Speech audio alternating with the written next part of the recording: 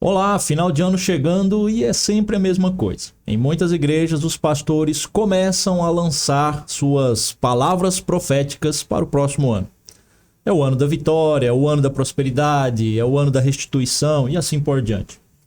Mas você já se perguntou se isso tem base nas Escrituras? Será que os apóstolos também faziam o ano disso, o ano daquilo? Vamos pensar sobre isso. Olá, eu sou o Otávio, seja muito bem-vindo ao canal. Se você gosta de teologia, Bíblia, vida cristã, se inscreva para não perder os próximos vídeos. Pois é, final de ano chegando, é uma época boa, mas quando nós olhamos para dentro das igrejas, a gente percebe que muitas já começaram com suas práticas de se preparar para o evento das profecias, as profecias para o próximo ano. O que você está precisando? Você precisa melhorar a vida financeira? Bom, parece que é só você dar uma folheada nas opções que você tem das igrejas na sua cidade e procurar aquela que estiver com o ano da prosperidade. Infelizmente é assim. E o que é mais triste nisso tudo é que as pessoas que estão atrás disso, que vão nas igrejas em busca do ano disso, do ano daquilo, esperando a oração profética da virada do ano, são pessoas que não estão interessadas em conhecer as Escrituras. Elas não querem realmente conhecer o cristianismo, conhecer a Deus. Elas querem promessas de vitória financeira, conquistas emocionais e os sonhos realizados. Ou seja, é tudo para mim, não é? É um reflexo do que se tornou o cristianismo. Tudo para mim, eu primeiro, me dê, eu preciso. É lamentável, mas infelizmente é assim. Creio que você deve ter visto isso já. Tem igrejas que fazem a oração da virada com as palavras ali de afirmações. E se você pesquisar no YouTube, você vai encontrar. E você vai perceber que não tem muita diferença da confissão positiva, que é a heresia que diz que basta você afirmar aquilo que você deseja que você vai ter. Pois é, essas orações proféticas de final de ano que acontecem em muitas igrejas não passa de confissão positiva. Ok, você pode pensar diferente. Eu estou dando aqui a minha visão da coisa. Todo mundo de branco, inclusive. Isso aqui é algo que eu não sei por que as pessoas não param para entender isso. Por que vestir branco? Talvez você não saiba, né? Você não saiba, mas ali está todo mundo de branco esperando a oração profética. Pois é, mas você sabe de onde vem a tradição de vestir-se de branco na passagem do ano? Não sabe, não? Então, se você não sabe, vem da Umbanda e do Candomblé. Porque o branco é a cor do orixá Oxalá. Agora você já está sabendo, né? Então, pensa bem aí que roupa que você vai vestir no final do ano. Porque aquela história, não, eu visto branco porque eu estou esperando paz.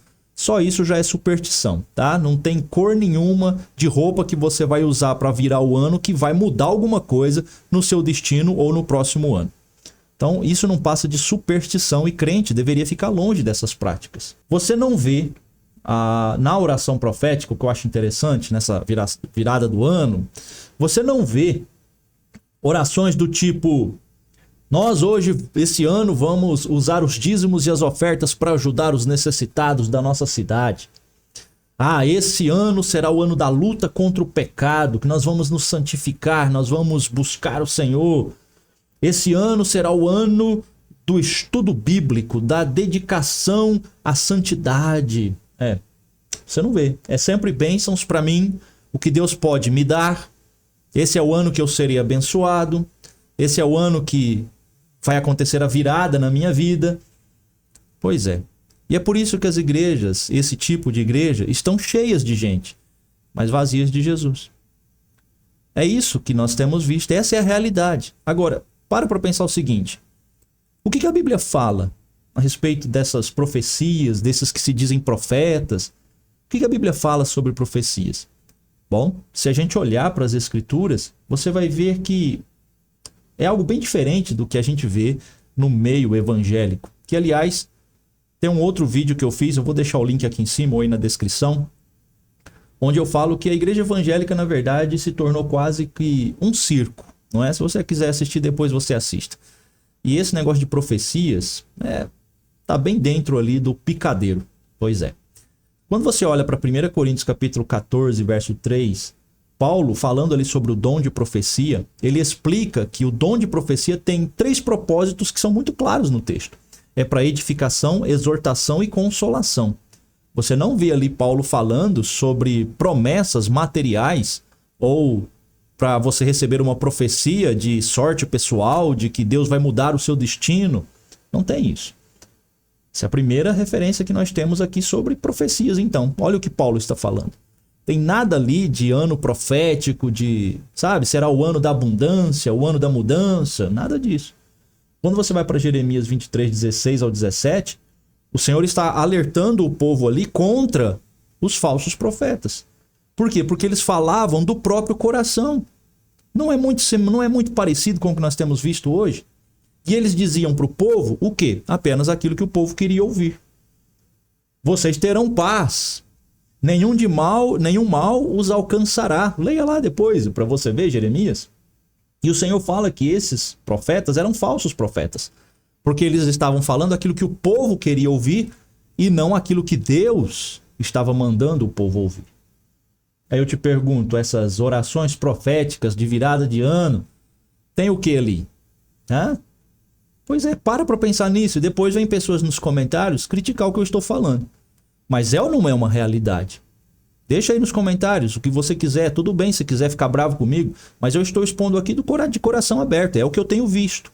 Quando eu estudo as Escrituras, eu não vejo essas profecias voltadas apenas para bens materiais. Eu não vejo pregações dentro das Escrituras voltadas apenas para o que eu quero, para o que eu vou ter, bênçãos para mim. Olha, Deus vai me colocar no novo caminho, Deus vai abrir portas, é o ano da sementeira, é o ano da colheita. Não existe isso, gente. O que está faltando para o povo de Deus é um estudo sério do texto bíblico e parar de ficar ouvindo esses profetas. Parar de ficar indo em igrejas onde só fala aquilo que você quer ouvir. Se você vai numa igreja e todas as pregações, você sai de lá falando, não, concordo, foi perfeito, eu penso desse jeito.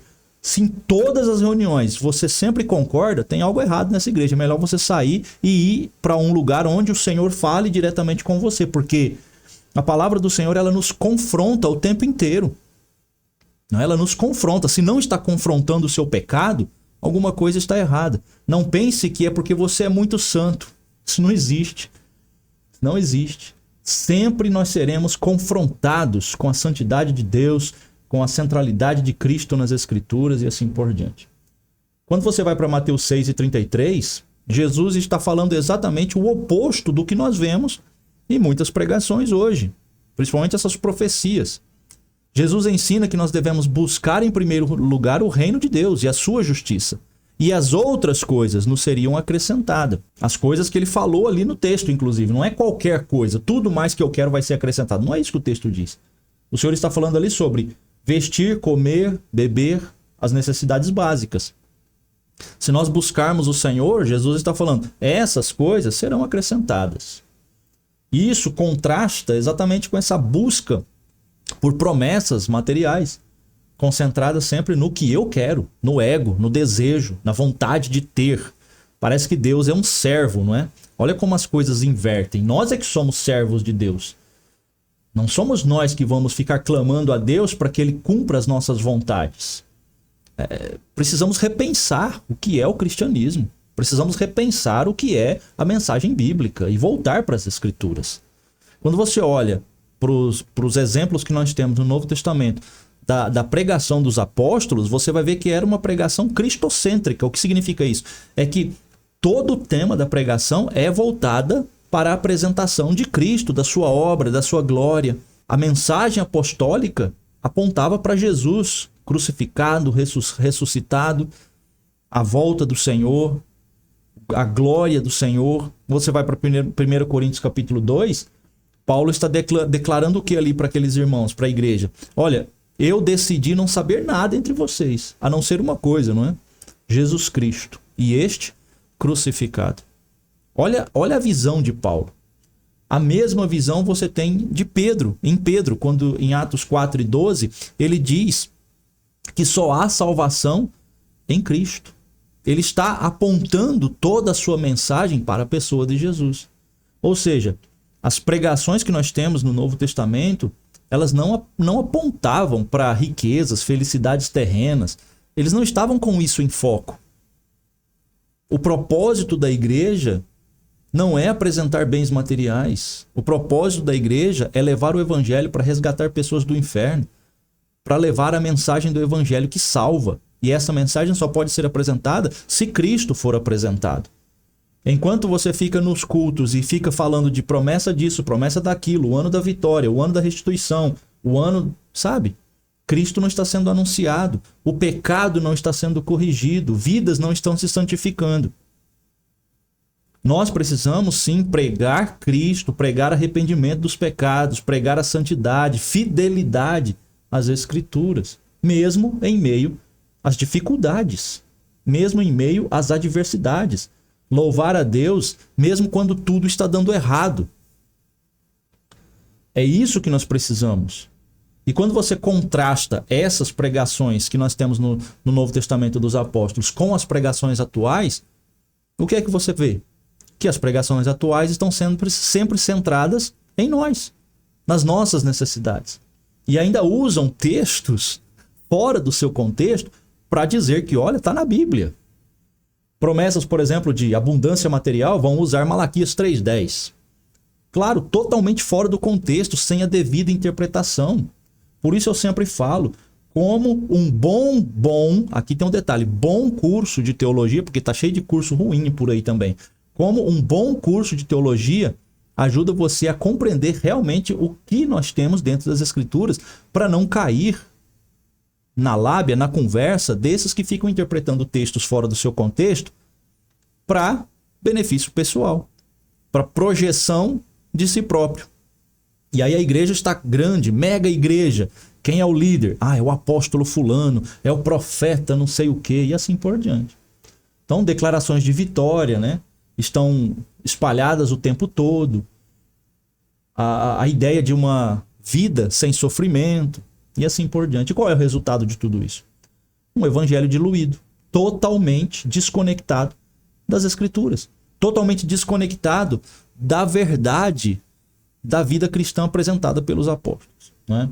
Então, o que eu quero mostrar para você aqui nesse vídeo é que essas profecias, esses cultos de virada de ano com palavras proféticas, com orações proféticas, tem seus perigos. Por quê? Porque pode gerar falsas expectativas.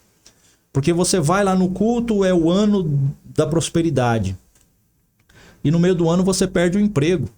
E a sua vida vai de mal a pior, na maior dificuldade. Porque isso pode acontecer, ou você vai negar que não? Pode. Eu creio plenamente que Deus cuida dos seus, que Deus abre portas, mas nós passamos por momentos difíceis. Passamos. Negar isso é simplesmente negar a própria realidade da vida. É ter uma fé cega.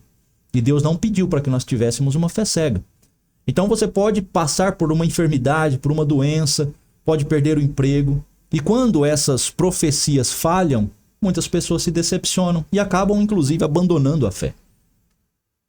Nós precisamos sempre centralizar a nossa vida, as nossas expectativas no verdadeiro evangelho, que nos ensina a confiar em Deus mesmo em tempos difíceis. Ou seja, nós não avaliamos a nossa fé baseada no sucesso ou no insucesso da nossa vida material. Paulo, quando ele vai escrever aos Filipenses em 4:12 e 13, ele diz o seguinte: eu aprendi, ali ele está falando que ele aprendeu a viver confiando no Senhor mesmo no meio das dificuldades. Ele aprendeu a viver com abundância ou sem abundância, ou na falta. Por quê? Porque Cristo é o que o fortalecia. Cristo era suficiente para ele. Mas será que todos os cristãos hoje têm essa mesma confiança? Você tem essa confiança? Se não tem, precisa desenvolvê-la. Ou seja, o foco do crente não deve ser as coisas materiais, embora não seja errado você ter uma vida de sucesso. Mas você não pode colocar a sua fé ou buscar do Senhor, estar na presença de Deus em busca apenas de coisas materiais. O foco não é esse. O foco é buscar as coisas espirituais. Essas outras coisas será resultado do seu próprio esforço, do seu próprio trabalho. E Deus vai abrindo portas, obviamente. Mas Deus não é obrigado a nos dar um carro melhor, uma casa melhor. não é obrigado a impedir que sejamos dispensados ou despedidos do emprego, não é obrigado a impedir que fiquemos doentes. O foco do crente deve ser sempre as coisas espirituais. Essas outras coisas são consequências das nossas próprias decisões e atitudes e de como Deus vai nos conduzindo. Quando você vai para Colossenses 3:2, o que é que Paulo nos ensina ali? Ele nos ensina a buscar as coisas que são do alto. Quando ele diz, olha, se nós já fomos ressuscitados com Cristo, quando cremos em Cristo, então nós devemos o quê? Buscar as coisas que são do alto e não as coisas que são aqui da terra. Mas o que nós vemos é, em muitos lugares, em muitas igrejas, eu não posso generalizar, mas em muitas igrejas o que nós vemos é o contrário disso. Aqueles que se dizem crentes estão indo lá buscar as coisas que são aqui da terra, tá? Então o que eu quero que você entenda é que no final do ano, né, em vez de você buscar palavras proféticas que alimentam o seu próprio ego e os seus próprios desejos terrenos, que você busque uma vida de arrependimento e santidade. Que você tenha de fato uma compreensão do plano de Deus redentor através de Cristo, o plano de Cristo em te salvar e do que Deus deseja para você nessa vida, dentro do plano dele. E que você fortaleça a sua fé nas Escrituras, no plano de Deus, e que você enfrente, mesmo que sejam momentos difíceis e adversos, que você enfrente com fé, confiando no Senhor. Eu quero que esse vídeo sirva pelo menos para despertar em você esse desejo de começar o próximo ano não confiando na palavra de profetas, mas confiando na promessa de Deus que você já tem nas Escrituras e que através da análise, da oração, da busca em conhecer mais de Deus através do que já foi revelado nas Escrituras, você tenha de fato um ano de grandes experiências com Deus. É isso que eu desejo para você. Então vamos entrar no próximo ano comprometidos com a palavra de Deus e, acima de tudo, centrados em Jesus. Por quê? Porque a palavra, a Bíblia, ela é centrada em Jesus Cristo. E vamos deixar de confiar nessas promessas humanas, mas vamos confiar unicamente na soberania do nosso Deus, ok? E se você concorda que a mensagem do Evangelho é sobre Cristo e não sobre nós mesmos, e acha que essa mensagem que eu trouxe aqui ela é útil para alguém, então faça o seguinte, compartilhe esse vídeo para que a gente possa resgatar essa essência do verdadeiro evangelho e edificar a igreja do Senhor com base na verdade bíblica e não em suposições, em profecias e interpretações humanas. E é claro, eu desejo a você um feliz ano novo e que a sua vida seja sempre centrada na vontade de Deus. Até o próximo vídeo.